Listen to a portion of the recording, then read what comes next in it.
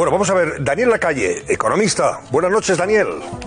Muy buenas noches, ¿cómo estáis? Encantado de saludarte, Daniel. De entrada te preguntamos, ¿en qué quedan los presupuestos generales del Estado aprobados con este panorama económico que contemplamos?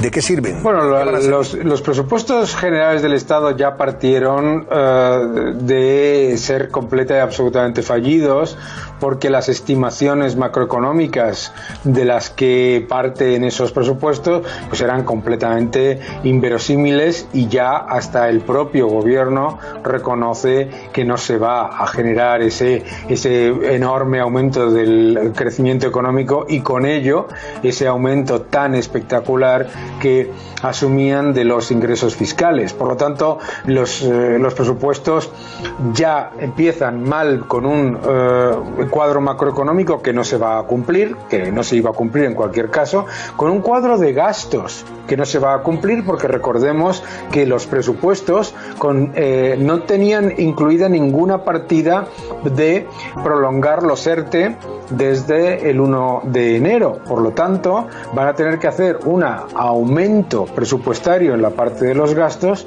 por el acuerdo al que se ha llegado en los ERTE, que significa un agujero mayor en la parte de la seguridad social que incorporan los presupuestos. Y luego, por los ingresos, esa expectativa de enorme aumento de ingresos que habían inventado desde el gobierno con un multiplicador fiscal que no se había dado nunca en la historia, pues obviamente no solamente no se iba a dar, sino que va a ser mucho peor. Claro, y además tenemos otra circunstancia añadida a propósito de los efectos de esta intensa nevada en buena parte de España. Esos presupuestos tampoco contemplaban ninguna partida para subvencionar y ayudar como zonas catastróficas a aquellas comunidades que han sufrido los efectos de la borrasca Filomena.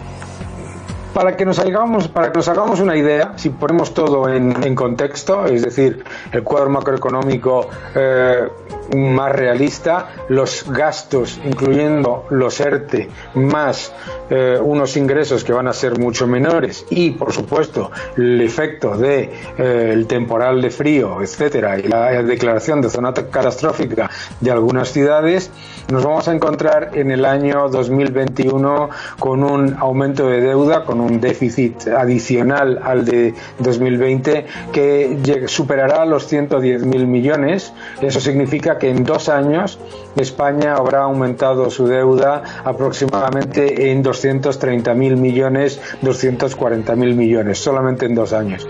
Para que nos hagamos una idea, en la crisis con el gobierno Zapatero entre 2008 y 2012, el aumento del endeudamiento fue solamente de 300.000 millones. ¿Y esta situación cómo la contempla Bruselas, la Unión Europea? ¿Qué tiene que decirnos al respecto? Porque claro, si no se cumplen las previsiones de ingresos y gastos, si al final se empeoran esas previsiones en la medida en que la situación desde el punto de vista sanitario no se arregla, desde Bruselas, ¿qué pueden decirle al gobierno de España? En Bruselas se le ha dado a España un periodo de carencia, como a todos los países de la eurozona y de la Unión Europea, con el paraguas del COVID, con la excusa del COVID. Bueno, pues ha sido francamente generoso en cuanto al espacio fiscal que se le permitía a cada país. ¿Cuál es el problema? El gran problema con el que se enfrenta Bruselas ahora mismo es que cuando mira a España se encuentra 2 cifras que no casan. La primera es que España es el país que menos ayudas de toda la eurozona ha dado con respecto al Producto Interior Bruto para preservar el tejido productivo, ayudar a las empresas, ayudar a los autónomos. De hecho, a los autónomos no les ha ayudado en nada, les ha subido las cuotas. Adicionalmente, es el país que mayor déficit va a publicar.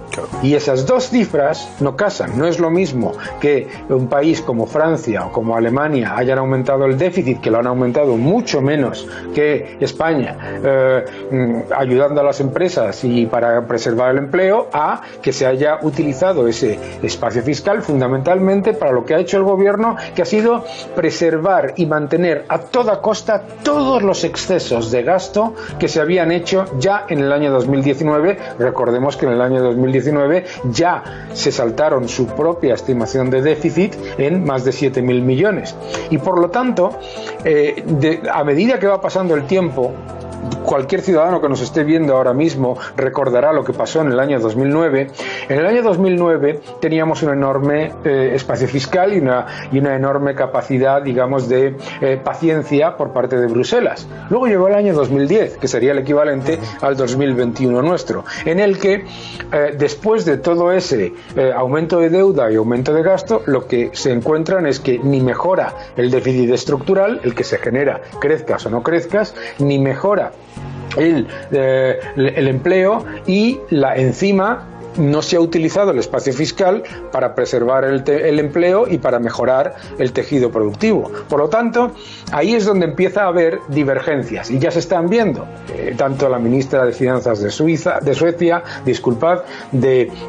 en Holanda, en muchos países, ya se está hablando del enorme riesgo de que se esté utilizando la excusa del COVID-19 para entrar en unos desequilibrios absolutamente imposibles de embridar. El gran problema es que si se aumenta de manera estructural el déficit que se genera, tengamos o no tengamos crecimiento, es que España puede convertirse en un problema sistémico para la eurozona en el año 2022 o en el año 2023. Claro. En ese sentido, Daniel, cabe preguntarse si las recetas económicas para afrontar esta situación a propósito de la crisis generada por el COVID en otros países de la Unión Europea son similares a las que quiere emplear Sánchez, y parece que hay en eso también divergencias notables.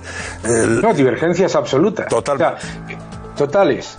Por ejemplo, ¿cuáles serían las que emplea Francia, Italia, no sé, Gran Bretaña, aunque ya no esté en la Unión, o Alemania, en contraste con las que España ha decidido en función de esos presupuestos y ha aprobado Sánchez e Iglesias? La principal diferencia entre las medidas que se han tomado en Alemania, en Francia, en Italia, Reino Unido, países de nuestro entorno, y España, es que en esos países se han dado ayudas directas a las empresas para sobrevivir cuando ha habido un confinamiento severo. En España solamente se les ha dado a las empresas la posibilidad de endeudarse para pagar impuestos en el futuro. Además, en el resto de países lo que se ha hecho ha sido exonerar y eliminar impuestos. Lo que se ha hecho en España ha sido mantener o aumentar, como estamos viendo a principio de este año. Y luego, con respecto al empleo, en otros países, lo que nosotros llamamos ERTE, estos esquemas de desempleo, digamos, o de empleos subvencionado que existen, lo que no se hace es ir constantemente de 3 meses en 3 meses entrando en negociaciones con los sindicatos y con las patronales. No, hay unos esquemas de ERTE que no se cuestionan, que se ponen en marcha, y que desde luego lo que no se hace es utilizar la demonización de las empresas. En realidad, todo se resume en una cosa. En los países líderes de la Unión Europea y del mundo, lo que han hecho ha sido reducir impuestos y exonerar de cargas para que las empresas sobrevivan y dar ayudas directas a las más afectadas en, por ejemplo, el turismo o la hostelería. En España lo único que realmente se ha dado han sido la posibilidad de endeudarse a cambio de pagar más impuestos en el futuro, lo que está llevando que ahora vencen los llamados préstamos ICO, que en realidad no son préstamos ICO, es un préstamo que pide cualquier persona y que está avalado por el Estado. Cualquier persona que haya pedido una hipoteca o un préstamo avalado alguna vez por un familiar sabe que eso no te exonera de pagarlo, y todavía peor, genera un problema que estabas comentando hace un minuto de solvencia. El Banco de España decía claramente y alertaba que casi el 25% de las empresas de España están al borde de la quiebra. Claro, y de la insolvencia en estos momentos. Bueno, el panorama se ha agravado a partir de la tercera ola. Daniel, ya el gobierno admite que sus previsiones, en fin, han chocado con la purita realidad, que ya este primer trimestre está desgraciadamente condenado, en el sentido de que el crecimiento negativo o decrecimiento desde el punto de vista económico, y tendremos la posibilidad de ver empresas que efectivamente no tendrán más remedio que o a lo mejor cerrar, o otras que están condenadas a la insolvencia, a quebrar, ¿no? Entonces, con ese panorama, ¿qué podemos esperar? Porque luego está el turismo, está muerto el turismo, y el turismo es el PIB español, o sea, lo más, en fin, es el sector que más aporta, ¿no?, a nuestro Producto Interior Bruto, y el turismo está muerto. ¿Qué pasa? ¿Qué solución hay? El gran problema el gran problema para el sector del turismo es que las estimaciones más optimistas que maneja tanto el gobierno como el consenso de analistas asume que se verá un rebote de la actividad después de una caída del 80-85% el año pasado. Se verá un rebote de la actividad aproximadamente, pues que suena aparentemente atractivo, ¿no? Un rebote fuerte del 20-30%. ¿Qué significa eso? Que las empresas siguen en quiebra, es decir, sigue siendo una situación en la que la actividad está muy por debajo de los niveles necesarios para cubrir los costes variables y los impuestos y los costes fijos, ¿verdad? Entonces, ese es el gran problema de la hostelería y del comercio, que todas estas medidas que se están tomando ahora con respecto a la pandemia ahondan en empeorar la situación para una economía que ya estaba de rodillas. Es decir, hay muchas empresas en hostelería que no solamente estaban al borde de la quiebra, sino que además, para intentar sobrevivir y para intentar mantener el empleo, por ejemplo, lo hemos visto en muchas ciudades de España, han invertido 5.000, 7.000, 8.000, 10.000 euros en montar una terraza para poder tener un poco de clientela, y ahora les viene un toque de queda a las 8 de la tarde. Es decir, que están todavía peor. Y yo creo que en algún momento el gobierno tiene que no inmediatamente, hace meses que muchos economistas lo llevamos diciendo, tiene que eliminar de su argumentario su diagnóstico de la recuperación en V, porque se está llevando por delante al tejido empresarial, y si ya en las estimaciones de consenso se asume que España no creará empleo en el año 2021 porque no va a poder absorber los 755.000 personas que hay en ERTE en diciembre, y por supuesto reducir el desempleo, que son más de 3,7 millones de personas en diciembre, nos vamos a encontrar con un problema mucho mayor.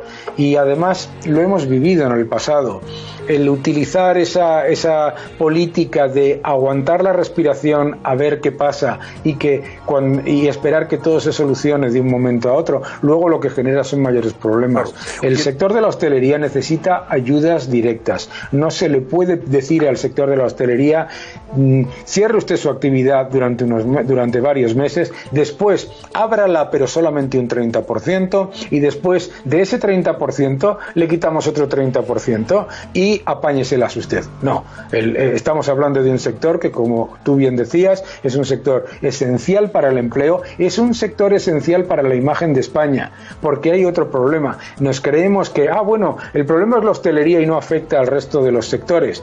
La agricultura, la industria, el sector de servicios profesionales, muchos de esos sectores tienen un importantísimo nivel de correlación con el turismo y con la hostelería. Y no se pueden creer que en verano va de repente a aparecer aquí una marea de turistas de todo el mundo, cuando las personas del resto del mundo precisamente se están encontrando con una situación en la que están ahorrando más, están teniendo más cuidado, precisamente por la situación de cautela con la que otros países sí se toman esta situación. Daniel, brevemente, dos cosas más. Por un lado, estimación de desempleo de aquí a final de año, en vista de que efectivamente puede cumplirse esa mala previsión de que no vamos a crear empleo, sino que vamos a destruirlo, dado que muchos de los que están en ERTE no van, a ser asumidos por las empresas en las que trabajan en estos momentos, dado que esas empresas no van a estar en condiciones de asumirlos. ¿Qué estimación se puede hacer entonces? Las estimaciones se mueven ahora mismo entre un 17,8 y un 18,5% de paro, excluyendo ERTES, eso asumiendo que se prolongan los ERTES durante todo el año 2021. Claro. Eso que si no se prolongasen, estaríamos hablando del 23-24%. Ya, pero 17-18%, estamos hablando de ¿cuántos? Más de 4 millones de parados, sin duda. Llegaría, sí, aproximadamente un poco más. poquito más de 4 millones. Y una cosa más, ¿qué te parece esta propuesta de Podemos, del señor Iglesias, que además así lo ha declarado como vicepresidente del gobierno hace unos días, de expropiar los pisos vacíos, especialmente a los grupos de inversión? Bueno, puede empezar por algunos miembros de Podemos que tienen no uno ni dos, sino varios pisos en propiedad. Me parece absolutamente aberrante, ni siquiera es populista.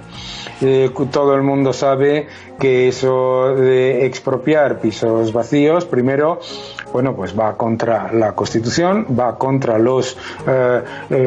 todos los organismos europeos, y que habéis comentado hace un minuto el grave riesgo en el que incurre España entrando en medidas de este tipo de totalitarismo y de intervencionismo a la hora de luego recibir las ayudas europeas. Primero, a ver si nos damos cuenta, la inmensa mayoría de los pisos vacíos que hay en España ni son de los bancos ni son de los fondos de inversión. La inmensa mayoría son de particulares. Y la razón por la que están vacíos muchos de ellos es por las tremendas y absolutamente antilógica medidas que han tomado los gobiernos más populistas con respecto a los propietarios, que prefieren no alquilar antes que meterse en un problema de no poder recibir el dinero del alquiler, o incluso que le destrocen el piso. Y en cualquier caso es una medida que va contra todas las recomendaciones de la Comisión Europea. Lo que pide precisamente Bruselas y lo que pide todo el mundo es que en España se incentive una mayor movilidad en el mercado inmobiliario para que tenga más acceso a vivienda los jóvenes y las personas más necesitadas. Por supuesto. Bueno, Daniel Lacalle, muchísimas gracias.